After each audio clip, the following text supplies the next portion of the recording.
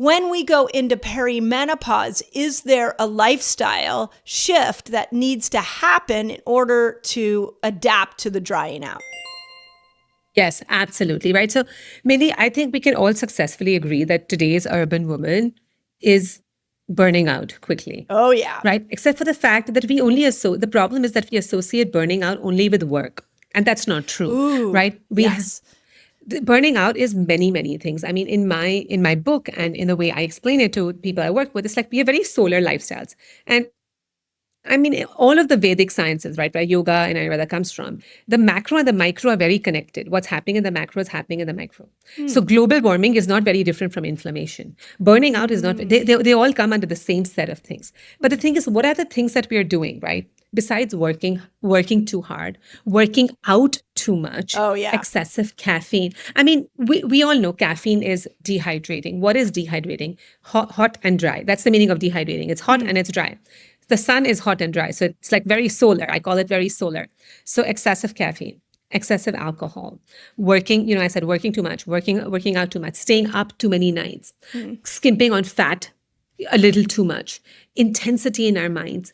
This is all too solar for our own good. Right. And just as there is global warming, where there's no wonder inflammation starts much earlier. Earlier, inflammation was related only to aging. Today, it can happen at any point in our lives. So we are overly solar. So the first thing that I say, right, like we are so quick to bring in remedies. We're so quick to say, give me something to do.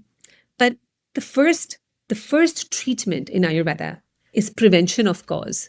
Right. So we're like, what are you doing? What are you doing that is leading to this? So first, let's dial down on all of those. Okay. So dial down on how much you work, how hard you work, how you organize your day, because there are certain times where, neurochemically, we're designed to have better focus. So how I help people design their day, for example, how much are you working out? I mean, people are burning themselves out, even with excessive working out, drying themselves, muscle injury, just, all kinds of other hormonal issues. Also caffeine, right? I'm like, I tell everybody, don't give it up completely, but the idea of bullet coffee or adding milk or adding cardamom or changing the time that you're consuming. Alcohol, what are you doing with that? But also bringing in many, many tools, right? Like I tell you the two biggest tools, Mindy, and like I can give you a whole range of tools and all the herbs and all of that. But the two biggest tools that I say, which are accessible and easy for everyone, one is exhalations. And which means that we as human beings today are inhaling short inhales throughout our day. So if anybody is using a wearable, right, and if you were wearing wearables, we would realize that on an average, right now you and I are having a conversation, 12 to 20 breaths. Now, if I was stuck in traffic and I was racing, those 12 to 20 breaths would be 30 to 40, could be 30 to 40, could be 25, way higher, shorter breaths. When we're super busy, we start. And every inhale that our body takes, right? Every time we go into an inhale, it's a sympathetic reaction. It's a fight or flight. Every exhale is a parasympathetic. It's repair. It's rest and digest. If every inhale is action, every exhale is repair. If every inhale is doing, every exhale is being. And that's why at the end of a really busy day, most of us would sit down and be like, we would exhale, forcefully exhale, right? The body goes into a sigh because the body has had enough. But when we actively learn something called resonance breathing, where you're actively learning, and I do this sometimes in the middle of of a conversation, Mindy, like you wouldn't even be able to tell. But while I'm speaking and using my mouth, I'm just becoming conscious of having a longer exhale through my nose. And it's just by bringing awareness to it, you automatically go into a longer exhale. But that is very refueling to the body. When your body goes in parasympathetic, it releases the neurotransmitters and hormones that are required for the body to refuel itself. Right. And that's why after a very stressed period, we're all dry, right? Dry eyes, dry throat, dry ears. But if you're just relaxing, you're in a tub, you're in a spa, you're having a great day, almost there's moisture on your skin. Your eyes are not as dry. There's a replenishment that has happened.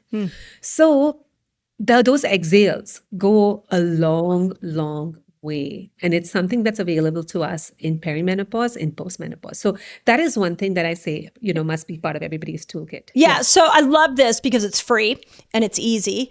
And I'm a big fan of healthcare not costing everybody a ton of money. So I want to go back to this idea. Let's say I'm 40 years old, 41, and I'm come roaring into these perimenopausal experience, and my career is taking off. My kids are teenagers. And like this idea that I would need to slow down, otherwise I'm drying everything out, and I'm really creating more menopausal symptoms. What would the breathing technique look like? Is it something you do in the morning? You talked about how you do it during the day. Is it like a tool that you just need to be aware of and do it as much as possible? And does it counterbalance this burnout life that so many of us live? Such a great way of putting that question in. So I would say that it does require practice, right? So there's an app called the Breathing app. My great friend Eddie Stern has created this app, and it's a free app. You can go and set up a timer for resonance breath, right? So it'll give you a gong that goes 5 seconds inhale, 7 seconds exhale, and you can pick your times. So you can do 3 seconds, 4 seconds, whatever you want. But then you start practicing that. And I tell everybody, you practice it in the morning, you practice it in the night. You can even set it for 2 minutes. You can do it. You could be driving and say, while I'm driving, I'm going to be doing this. While I'm working, if you can do this 5 times a day, I mean, it's 1 or 2 minutes, 5 times a day. Do it like prayer. But you're reminding your body, if you can actually take a break, even while you're working, when I say take a break, take a break from being in your sympathetic nervous system, from being in chronic stress. If you can break your chronic stress, even while you're driving, and you're training yourself to do this now without the app that is accessible to you, within a few weeks, we'll realize, right? In my busiest periods, like normally I have a lot of rituals that I practice, but in my busiest periods, I have to say that this is what holds me together. And you could be in the shower, you could be just wiping your body with a towel, you could be opening a refrigerator, you could be doing whatever you want. But you could be in the middle of a conversation and you go into that longer exhale. But yes, the caveat is it does require practice. Yeah. And you want to start with the resonance breath and an app, something on YouTube, whatever you find, simple, free. And then you bring it. Also, I tell people that sometimes when your body, Mindy, I used to be super rushed as a child. And I used to be very rushed, and I wasn't efficient because I broke things along the way. I forgot things along the way.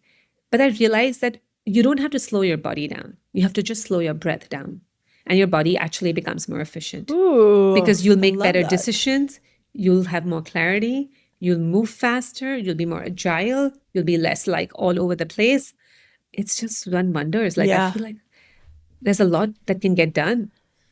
Interesting. So you can slow time down is what I heard. It's like putting you out of that sympathetic state, which also with that brings that high beta brainwave where you're like thinking.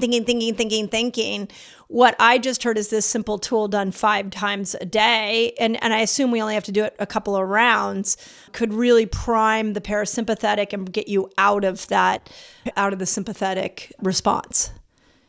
I would say you want to do it for a couple of minutes when you're starting out at least. Great. People do it for up to 10 minutes. I mean, I tell people, I worked with these really busy journalists in New York, like a ton of them. And I said to all of them that you just play it while you're working.